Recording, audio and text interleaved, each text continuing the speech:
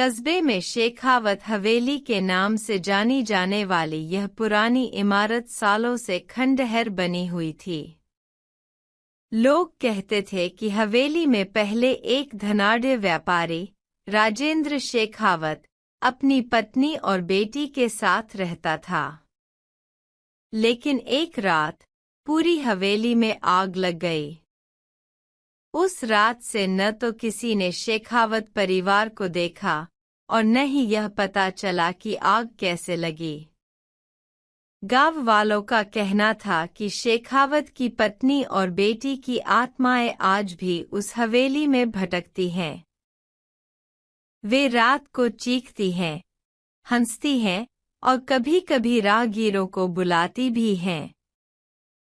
विक्रम, जो अंधविश्वास को तर्क और वैज्ञानिक सोच से परखने में विश्वास रखता था, इस कहानी को केवल एक मिथक मानता था।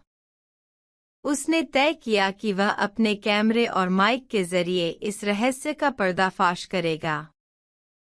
विक्रम ने कस्बे के कुछ स्थानीय लोगों से हवेली की कहानी के बारे में पूछा। सभी ने उसे वहां जाने से मना किया। एक बुजुर्ग ने कहा, बेटा, वह जगह शापित है। हमने कई लोगों को उस हवेली में जाते देखा, लेकिन वे वापस नहीं लौटे। अगर जान प्यारी है तो यह ख्याल छोड़ दो। लेकिन विक्रम ने उनकी बातों को अंधविश्वास मानकर नजरअंदाज कर दिया। उसने अपना सामान तैयार किया और रात के ठीक 11 बजे हवेली की ओर निकल पड़ा। हवेली कस्बे से दूर एक वीरान जगह पर थी। जैसे ही विक्रम हवेली के पास पहुंचा, उसे महसूस हुआ कि आसपास का तापमान अचानक गिर गया है। हवेली के चारों तरफ घना अंधेरा और एक अजीब सी चुप्पी थी।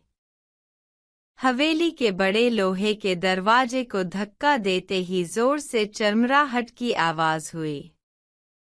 अंदर का दृश्य डरावना था। टूटी-फूटी सीढ़ियां, जाले से भरी दीवारें और फर्श पर बिखरे पड़े पुराने फर्नीचर। हवेली के हर कोने में सन्नाटा पसरा हुआ था। विक्रम ने अपनी टॉर्च जलाकर चारों ओर देखा। वह अपने कैमरे से तस्वीरें खींचने लगा। तभी उसे सीढ़ियों के ऊपर से किसी के धीरे-धीरे चलने की आवाज सुनाई दी। वह डर के बजाय उत्सुकता से ऊपर गया। ऊपर की मंजिल पर एक बड़ा सा कमरा था।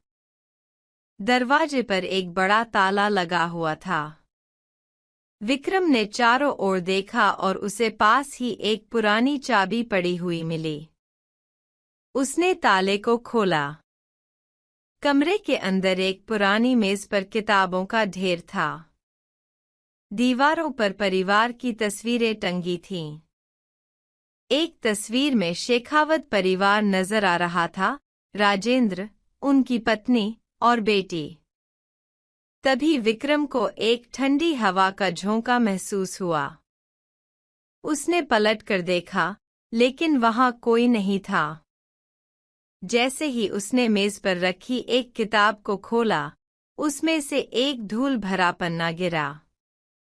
पन्ने पर लिखा था, जो भी हमारे राज को जानने की कोशिश करेगा, उसे इसका अंजाम भुगतना पड़ेगा।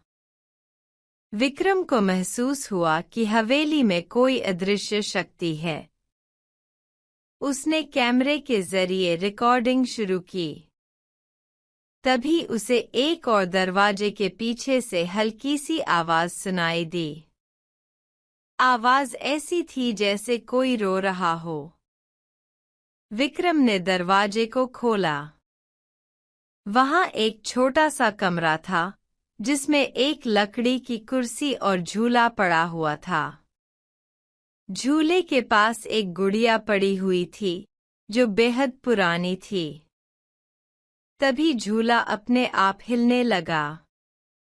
विक्रम का दिल जोर से धड़कने लगा। उसने अपने कैमरे को उस झूले की ओर घुमाया, तभी उसके कैमरे की स्क्रीन पर एक धुंधली आकृति दिखाई दी। यह आकृति एक लड़की की थी जो सफेद कपड़े पहने हुए थी। उसके बाल खुले हुए थे और उसकी आंखें गहरी लाल थीं। विक्रम के हाथ से कैमरा छूट गया। लड़की ने एक धीमी आवाज में कहा, तुम यहाँ क्यों आए हो? यह हमारा घर है। हमें चैन से सोने दो। विक्रम ने हिम्मत जुटाई और लड़की से पूछा, तुम कौन हो? यह सब क्या है?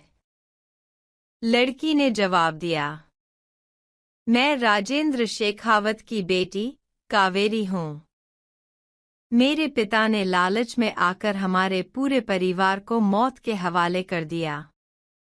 उन्होंने अपने व्यापार को बचाने के लिए हवेली को तांत्रिक अनुष्ठान के लिए इस्तेमाल किया, लेकिन वह अनुष्ठान गलत हो गया।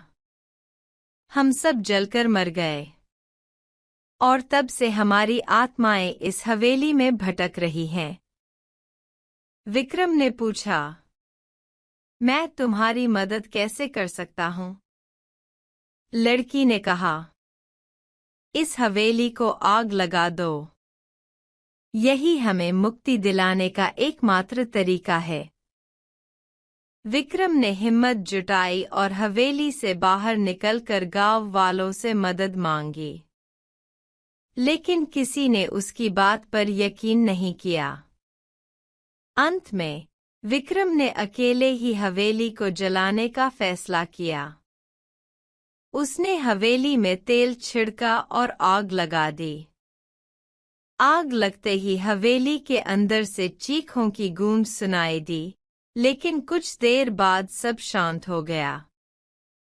सुबह होते ही हवेली की जगह केवल राख का ढेर बचा था।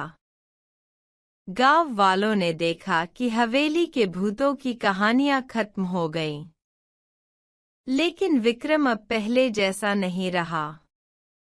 उसके चेहरे पर हर वक्त एक गहरी खामोशी छा गई।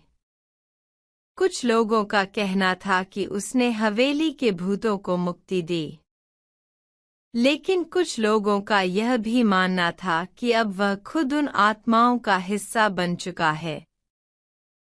हवेली का रहस्य समाप्त हो गया, लेकिन विक्रम की कहानी अधूरी रह गई।